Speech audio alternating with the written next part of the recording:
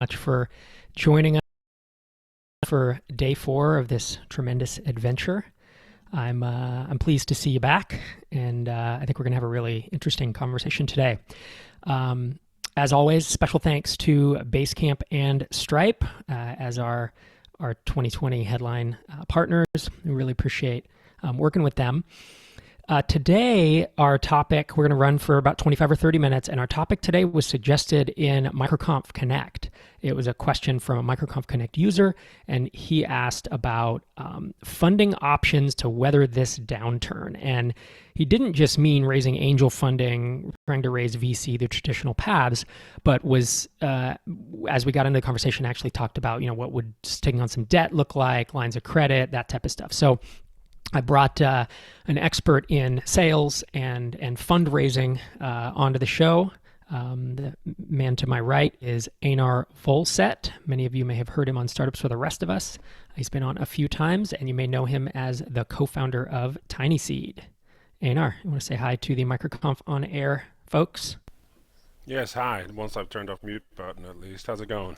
Yeah, I know. I muted myself too. So, yeah, Einar's joining us from shelter-in-place Santa Cruz. And although I'm in Minneapolis, we do not have a shelter-in-place order, but we are kind of just living like we are anyways, I go to the post office once a week to drop a package off. I went to the grocery store yesterday, but aside from that, there was a lot of on the shelf at Costco. I was really surprised. Oh, yeah. I mean, I don't think the supply chains are necessarily that messed up, at least yet. Yeah.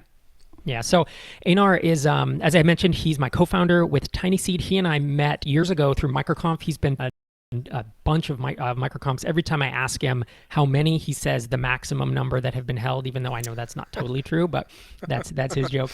He got a PhD in computer science out in the UK. He taught at Cornell, taught some computer science, and then left that glory. Oh no, I guess you did Y Combinator in 2009, so that was before the computer science, the PhD. Is that right? No, after. No. I finished the Cornell in 2007. Got it. So you left the glorious world of academics to join Y Combinator and start a startup. To slum it with the rest of us. Yeah, exactly. So, anyways, today we're going to dive into this question from Landon Bennett. But first, I have a joke.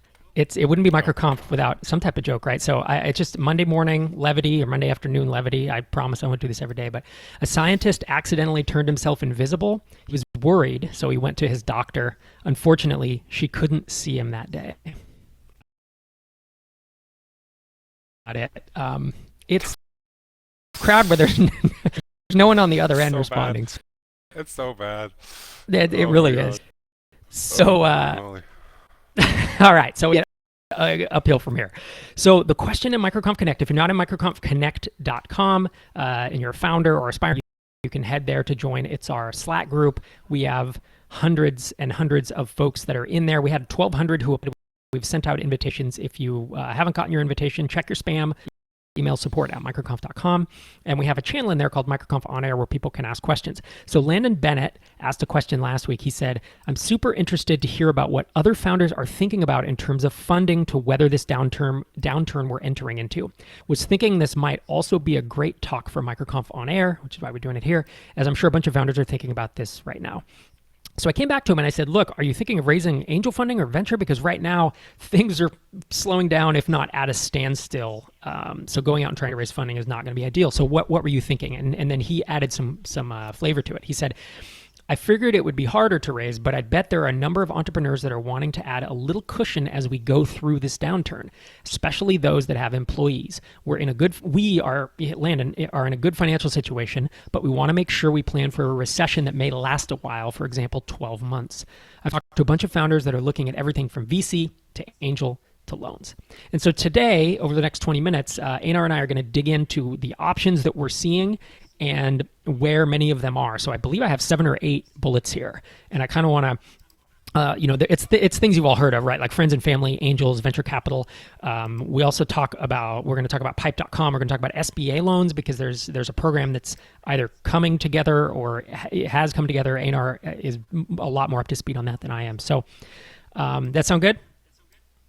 Perfect. All right.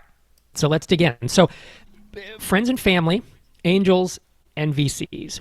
what's your take on trying to start if you're not close to closing a round today and trying to raise a round from those three entities? Let's kind of group them all together. What's your take on that?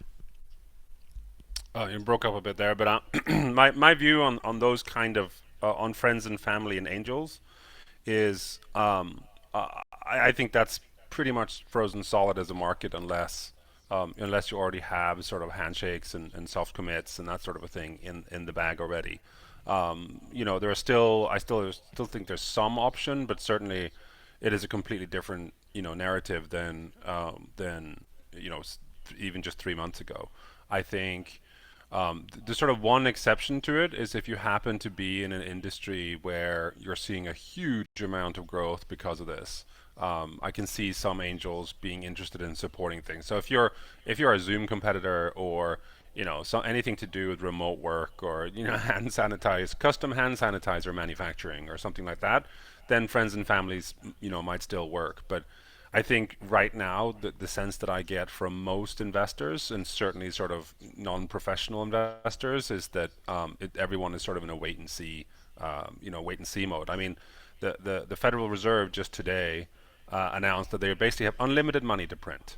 And you would think that after the markets close down 4 or 5% on Friday, when the Fed says we'll give you unlimited liquidity and we'll start buying corporate bonds, that the market would hold up. But now, at least as of an hour ago, it was still down 4 or 5%, and directly the that people like angels have to invest. So unlike say a traditional venture capital fund, which has, they'll feel some strain too to potentially in the short term. I think angels are seeing available capital to invest in startups shrink 30% in a month. They're definitely going to pull back.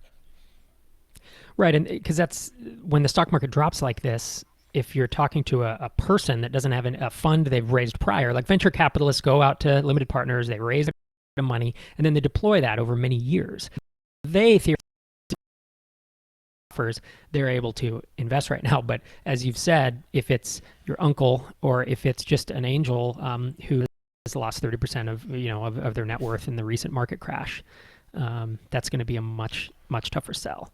So I'm with you in that boat. I think that those buckets are going to be tough to raise from. Yeah, and I think even sort of traditional venture capital, like I think publicly everyone will be saying like we're still open for business, never done so many deals, blah blah blah, and certainly that was the sort of tone about a week ago. I still think you'll end up in a scenario in sort of for the committed funds that they'll sort of look at their portfolio, look at the amount of dry powder they have. And they particularly because people are talking that it could be a 12, 18 month recession, a lot of them will want to reserve potentially more capital for their sort of existing investments than necessarily wanting to get into more companies. I think the way you'll see that is people will never admit to that, of course, because deal flow is alpha and omega in the venture capital world. But what will happen is all of a sudden everything takes a lot longer. All of a sudden the guy could turn around a term sheet in a day. All of a sudden it takes a month, and now he has a due diligence to do, and he wants a couple more reference calls. And so I think even that is right now at least, and for at least the next month or two, I would say it's extremely challenging even against existing venture capitalists, unless you're in this like I said Zoom bucket. Right, kind of an exception. Yeah, and that's the thing is like venture capitalists don't have. I'm not sure what the motivation would be at this point to rush deals through, because I think a lot of us are in a wait and see position, right? It's like I think just in general like that, in life, it's like we don't know are my kids going to go back to school in 2 weeks or not? I don't know yet. I'm kind of waiting and seeing on that. So I'm not making any big even personal or business commitments right now for the next 2-3 months, because I don't know if my kids are going to be home until the summer. So you can imagine someone with millions of dollars to invest. It's like, why would you risk that and push that out quickly? I think, but there are other options, right? I mean, we've kind of said those are going to be tough, but there's funding. There's this revenue-based financing, right? It's stuff like Lighter Capital, SAS Capital, Bigfoot Capital. There's, I don't know, 20, 30 others. What's your take on how well, at least, what's your take on that space? If you have any info or on, on how it would be to try to raise revenue-based financing right now? So I worry about that as well, simply because these are credit markets, and so I think like a lot of the revenue-based financing guys, they're looking, they're you have to have a certain amount of money. So I think for most of the revenue-based financing shops, you're not going to be able to tap into that even in good times unless you're doing a 500,000 a year. So that is pretty much closed to most sort of bootstrappy independent SaaS companies anyway. I think is it Bigfoot that goes down to 15K a month. So would that be just under 200K ARR? But I think Yeah, they're on the lower end. Yeah. I think 250 is like the very lower limit, I think. And I think they're likely to up that just because a lot of the time what these guys do is that they basically have giant spreadsheets with their preferred risk model, and they predict a certain amount of growth, right? And it's like, okay, I take the growth. This is how I make my money back. Now, if you're in a very uncertain scenario, they're likely to want to put in bigger buffers on that, and so the available credit limit's going to be I think it's just going to be lower. I could be wrong. I'm by no means an expert on revenue-based financing, but that's my hunch. I mean, revenue-based financing, at least the big shops, are tied much more into the securitization markets and sort of the actual credit markets backing this stuff, and that one is like the credit markets. This is essentially why the U.S. Fed is just saying they have unlimited money to buy things like high yield bonds, which effectively is corporate debt, right? And that's because the credit markets and the public markets have been seizing up almost completely, and you can tell, and without getting too nerdy, you can tell that by looking at what's called the spread between what's considered safe, which would be treasuries, the yield you get on treasuries versus the yield you get on corporate bonds, and that's been spiking, unlike anything we've seen since 2008.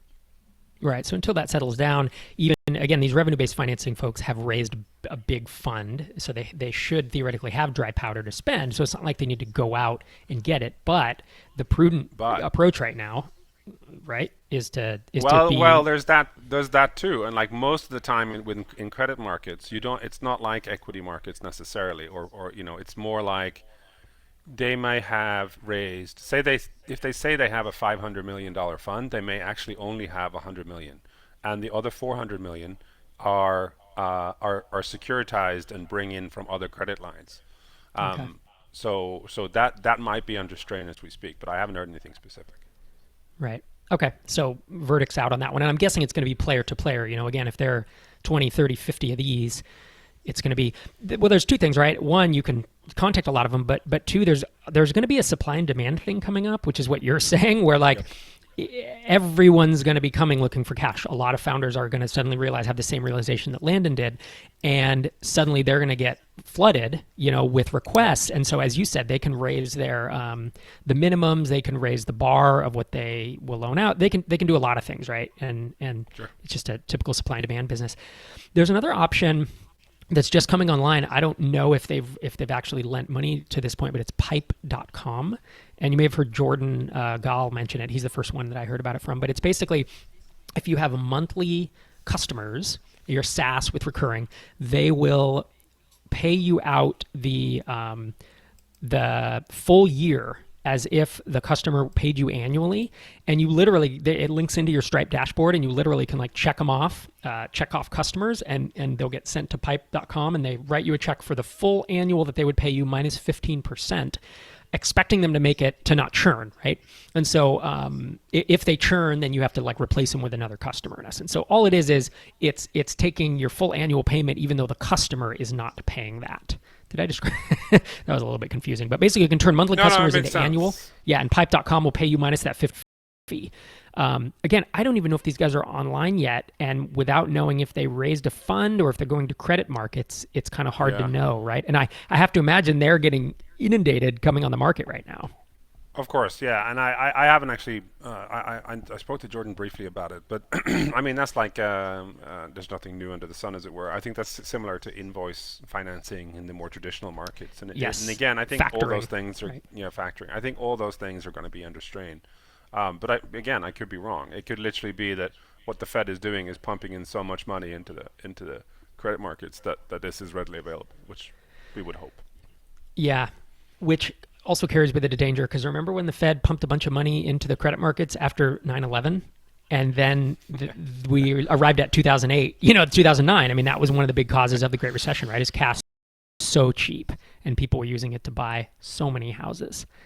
Well, Watch the I big. mean, you look at that. I just watched The Big Short the other day, actually, and one of my favorite movies. And actually, you should also keep a look on the fact that the government's currently buying mortgage-backed securities. It's the only ones wanting to buy mortgage-backed securities. So they're providing super low interest rates and actually backing the buying the mortgage-backed securities off the brokers. So it's not long here. If it keeps going too long, pretty much the government will own all the mortgages in the U.S. Oh, that's interesting. So I actually want to come back to that if we have time. But okay, how about someone else threw out, like, what about traditional debt? What about if they have a credit card with a $35,000 limit, or 2 or 3 credit cards like that? What if they have an existing line of credit from a bank, whatever that's secured, by, whether it's their house or whatever? Yep. I think the big question is, do you think? I mean, there was threat of, in the 2009, the Great Recession. I don't know if it happened, but I remember there being like lines of credit where you had 100 grand in available credit, and then they froze it, so you couldn't take any more money out. So I've heard some Yeah. people saying, well, think about drawing some of that credit out now, some of that, the cash out, to hold on the sidelines. What's your take on that? If you definitely absolutely need the money, I would do it. Just because, yeah, like a draw hold, which is what it's called. I suspect if things get real bad, that might happen. It's still expensive because because you're not going to be making any money holding the cash. You're going to be paying whatever the interest rate is on just to hold it as a cash cushion. Right. But I think I think that's prudent if you know you're definitely going to need it in the short term. And I think in terms of credit cards, it's a similar thing. I had something similar happen to me. No, what was that? That might have been around 2008, when I had some cash flow issues at the time, and then I was just working my way up on my Amex, and I knew I was going to get paid in like a month and a half, so I wasn't worried about it. But then all of a sudden, Amex says, "Oh yeah, we've changed your credit limit to $1 more than your current limit." So they effectively Ouch. yanked the credit from without. I mean, and they do that without notice, right? Yep. Obviously, because Yep. otherwise you spend on it. But one thing I did hear, specifically as it relates to Amex, is that if you call them up, they will defer payments for up to 2 months currently. Got it. And there's So that's there's a worth lot it. of folk. Yeah, it is. There's airlines letting you change tickets with no change fees. There's hotels letting you cancel. There's a lot of Shocking. that going on now. I know. Oh We'll yeah. we'll see how long that lasts and all that stuff. But Yep. last bullet I had here is these SBA loans, and this is not the traditional SBA loan stuff that we have seen over the years, which I think most of us wouldn't Nope. consider.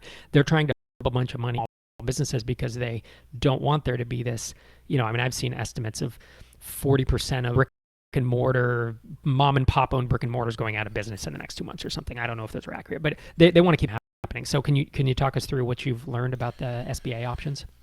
Sure. So there's basically so the way I understand this is that there's basically been so far been 2 relief bills passed by Congress, and in one of the first two of them already passed. Well, two already passed, and the third one they're working on. In one of the first two, they passed this called FFCRA, and I have no idea what it stands for, but it's basically an SBA loan. It does have a personal guarantee, and you can borrow at a pretty cheap rate. I think it's 3% or 3.25% or something like that, and it's basically by SBA banks, but it's guaranteed by the government. And at first blush, I think it's quite an appeal. Accepting the personal guarantee, I think it's quite an appealing. One thing I would caution is that in the politicians over had to pass the third relief bill, which sort of got clogged up in the Senate yesterday, Sunday, and in there's I don't know exactly what it's called, but there is more beneficial relief from some of these companies, and I think the story you can borrow up to 2.5 times trailing 12 months payroll, and as a loan, guaranteed by the government, and it's a reasonably long payback time. And I think there's some talk about, and I haven't actually read the bill, talk about if you don't let people go during this period, the government effectively forgives your loan after a certain amount of time. That's my Wow. understanding. So Wow, it's, that's I crazy. mean, they're pumping money because I mean, Yeah. look on on Thursday, the unemployment numbers come out, and usually that's about 200,000, and they're expecting it to be anywhere from 700,000 to 2 million, which is Yeah. pretty crazy. That that's pretty bleak. And the Yeah. gamble at this point is how long does that last? What is next month's? Is it multiple months of a million, or is it 1 month and it just winds up being a V shape versus a crater in essence, right?